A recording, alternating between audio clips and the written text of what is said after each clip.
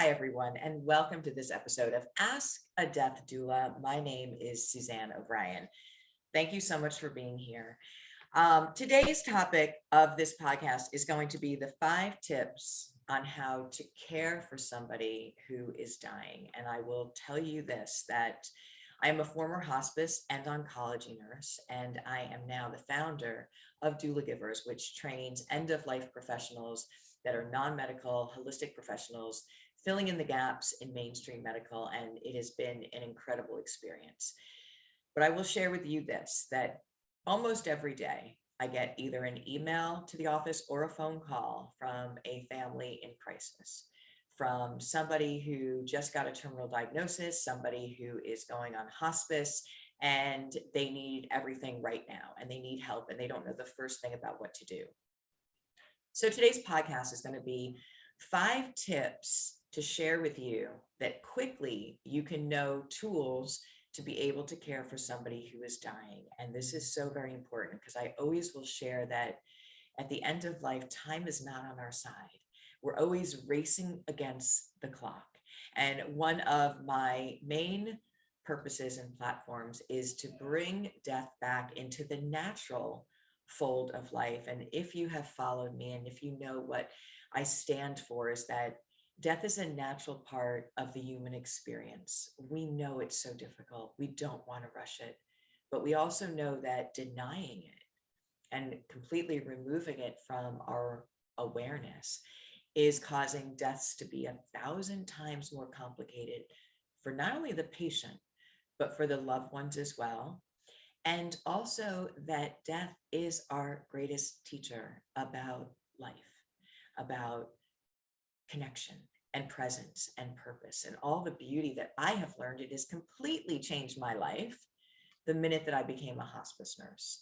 So when I look at the big picture of our world, one of the things that I absolutely wholeheartedly believe in is that the removal of death in our awareness, which is about the last 100 years, is a direct link to the chaos that we see out there. So on so many layers and levels, bringing back death awareness and education and support is one of the healthiest and best things we can do. So today, I want to come on and do a podcast to give quick tips and tools that people can use to care for somebody at the end of life. Tip number 1, be present. Be fully present. And I'm not talking about physically. Of course, you're going to physically be there. Today in our world, we are living in a time where we are either focusing on a million things that we have to do in the future, and, worry and all the stuff that's going on. I need to do this and I need to do that. Or we are really focused again on the past and holding on to what we wish it would have been like. So we're really missing the present moment. And I'm going to share with you one of the universal gifts and tools that End of Life teaches us, is that the magic is in the present moment. Because in this moment, right here, right now, with you and me, it's perfect, right? We're just here. We're just connecting. There's nothing else.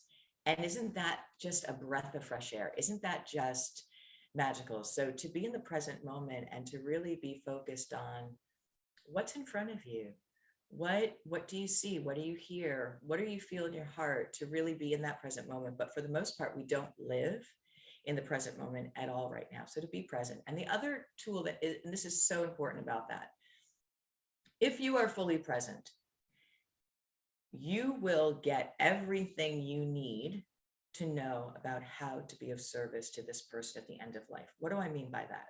So when I was a hospice nurse and coming in, and as a doula now too, when I come in to serve an end of life client and their family, we do the conversation. How are you today? Great. Okay.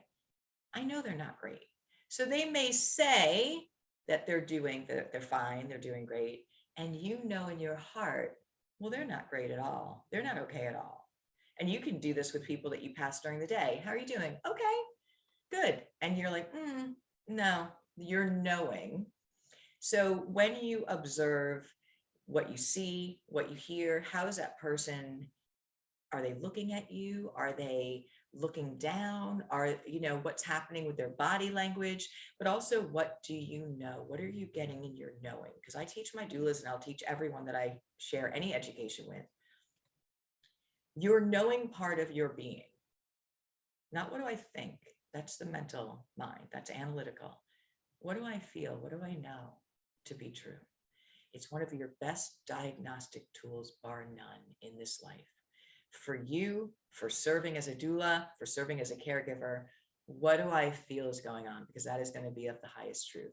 So when you're present, and you can't know, you can't tap in, you can't get that information if your mind is all over the place. So one of the tips first is to be present. And the way that you can do this, a great strategy for this, is to what you call ground your energy. Take a few minutes before you go in to see that loved one to get quiet, to empty out, to quiet the mind, right? Of all the chatter and all the things that you've been going through. Do 3 deep breaths. Breathe through your nose, out through your mouth, 3 deep breaths, and really just try and ground. Just try and open your heart to light and love and be present. Try and empty out. That's a great way to settle your energy before you go in to see someone. Again, being present, truly present, will allow you to know, to feel, to hear everything that you need in order to be of service to that person. Tip number 2 is to meet the person where they are in their journey. And I don't mean, again, physically. I mean, of course, you're going to do that. But now we have tele-doulas, so many people are working with caregivers over the technology, which is absolutely amazing. But meet the person where they are emotionally. And this is a tough one, right? But it happens all the time. So right now, we get many people and families who will contact us. They're in crisis. They're in crisis. They're spiraling. They're in crisis. And it's heartbreaking because honestly, there's really not a whole lot that we can do as far as the big picture to really help them to have everything they need to have it go as well as it could go, because that starts way back here. However, it is working and there's beautiful work being done. But if we can bring this back, again, the awareness into the fold of end of life and have people plan and live their purpose and find those things of forgiveness, when the end comes, that we're aware that one day it will, we want to be able to say, okay. So meeting somebody where they are emotionally, because end of life has 3 different phases: shock phase, stabilization phase, and transition phase. And it's in the shock phase, that initial time when someone gets a terminal diagnosis, that everything is so intense, right? There could be many emotions, and there usually are. Anger, withdrawal is like the major one that I've seen. Sometimes humor comes in because that's a defense mechanism, but denial is a huge one. So when I say meet people where they are emotionally, it has to be perfect where they are and how they're presenting. It's not our agenda. It's about them. So if they're angry, if they're sad, if they're all over the place, just meet them where they are at that moment and work from that point forward. Let this, let time be part of it. Let them go on their journey. There's that initial space where everyone's in shock. And it's a really important space for us to show up, to be of service to people at this point, and of course, through the whole journey. So number 2 was to meet people where they are emotionally in their journey with no judgment, work from that point forward. Number 3 is no judgment. So these are pillars of Doulagivers practice, and they're really wonderful. Don't judge what's happening. If somebody is angry, or if somebody is, and this not only is for the person who's at end of life, but for what I call the people in the nucleus. So those people that are in that inner circle attached to that person. And it's not only just family members, it could be a best friend, whoever that nucleus is, because everyone is having their own experience attached to this end of life, and everyone could be having a different experience. Try not to judge. Don't judge, right? There is no judgment. That's, again, another universal law that we learned from the people of end of life.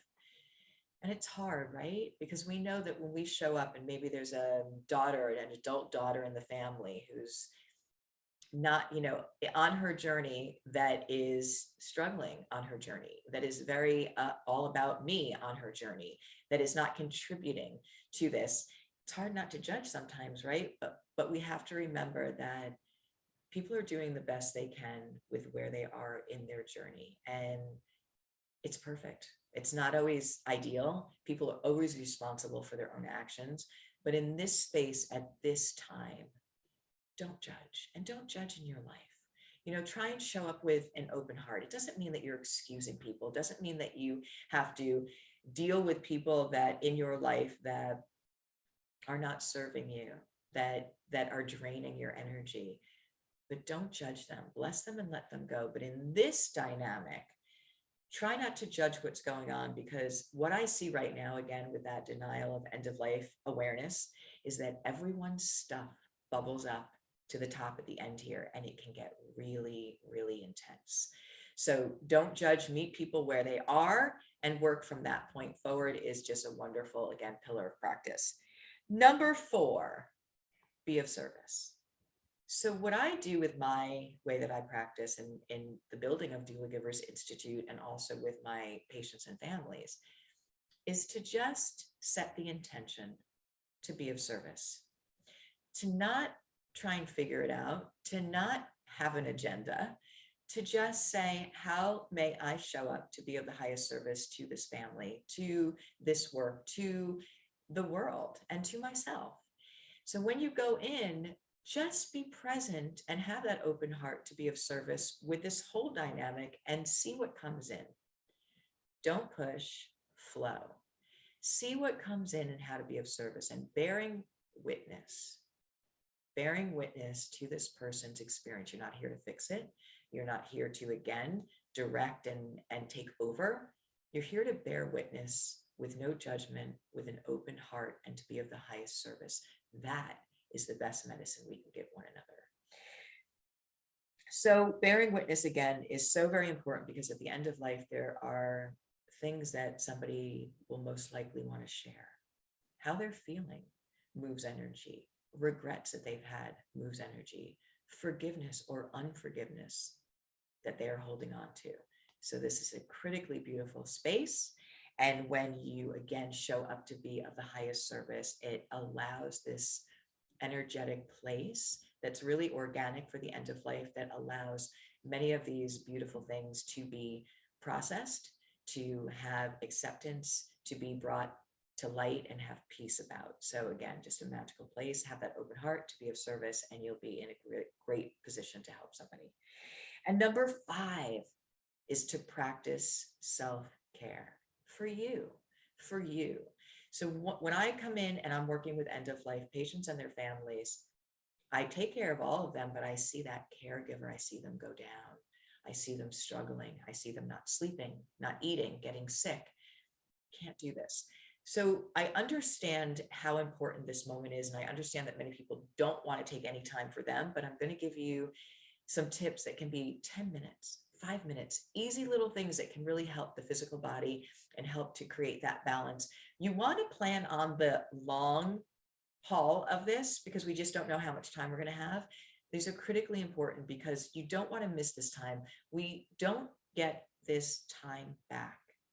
So you're going to remember this moment, this space forever. And we want it to be full of as much, again, of a positive experience, and it can be, as possible. And part of that is making sure that the caregiver is getting sleep and nutrition and having some downtime so that they can be present with their loved one. So a couple of tips for that. Again, I understand that people don't want to take much time for themselves, because they're in fight or flight. They're in fight or flight. Want to bring it down and do some homeostasis here. So one of the things that you can do is, again, for 10 minutes, you can go out into nature, have somebody, sit with that patient. I mean, I'd like you to do more than that. I'd like you to have a few hours off for sure. We'd like to rotate care, but I'm talking about the very minimal that you can do for self-care. And these things recalibrate your energy. Going outside, taking a walk in nature, or even sitting in the backyard, putting your face in the sun for 10 minutes is just, again, something that can really nourish and ground you. Making sure that you have some respite care. Very important to have a period of time that you're not on, that you don't have to be listening and doing, that you can let your cells and your body recalibrate for an hour, 2 hours. People are good and they want to help. We as Doulagivers really help coordinate that with many people, but not everyone has that luxury yet. We're really, again, racing against time. Ask somebody, can you sit with my mom for 2 hours? Can you let me just be off? Go take a nap, go rest, whatever it means to you. And the third quick little tip is about making sure that you're getting water and nutrition. And again, I understand sometimes we don't even want to eat. Our stomachs are in knots. We don't have time to prepare food. A protein shake, a smoothie, and water, critically important for the health and balance of your body. And here's what I want to share with you is when you take care of yourself, you are taking care of that person you love, because the more equipped and better you are at feeling, at being, the better you're going to be able to be there for them. So these are really important. So let's do a recap. Again, these are the 5 tips on how to care for someone who is dying. Tip number 1, be present. Be fully present in your energy. Ground yourself before you go in to see that person. It'll let you know everything that you need on how to help that person. Number 2, meet the person where they are emotionally in their journey with no judgment, which is number 3. But yes, meet them where they are, and it is perfect where they are. Love them, don't judge them, meet them where they are. Number 3 is don't judge. Don't judge them, what they're saying, what's happening, or anything in the dynamic, because again, everything bubbles to the top with family dynamics, with past regrets, with lots of things. So please don't judge. Show up in that space, of no judgment, because universal law, there is no judgment. Number 4, be of service. To set the intention to want to show up to this person, this family, to be of the highest service, and just let what comes in come in. Your knowing and your heart and your love is the best medicine you could possibly give. And setting that intention to be of service dials that energetic frequency right there. And number 5, practice self-care. And again, these can be things that take 5 minutes. They're just, again, an awareness, the importance of making sure you have a few minutes for nature, a few minutes for downtime. I'd like you to get an hour or 2 at least, even more. But these are, again, the minimum that I'm asking for you and your families to incorporate when someone gets a terminal diagnosis right now. So if you have somebody ask them, may I come and do some respite care for you? Can I sit with your mom so you can go rest or take a nap or go outside, whatever that is. And again, making sure that you have some nutrition. You can do that easily with smoothies or a protein shake, and of course, water. Water is one of the most important things. So these are really easy tools for self-care. And remember, when you're caring for you, you are caring for everyone else. So thank you very much. This is a time that, again, we have got to show up with tools and knowledge and support of one another, because we only have one opportunity to have end of life go well. We can't go back and do it again. So today's podcast was the 5 tips on how to care for somebody at the end of life. If you found this podcast helpful, I'd love to hear from you. Please leave a review, write a comment, and of course, share this podcast with others that you think would benefit. This is so important. This information can change lives, and we're here to do that together. Thank you so much, everyone. This was Ask a Death Doula. My name is Suzanne O'Brien. I'll see you in the next episode.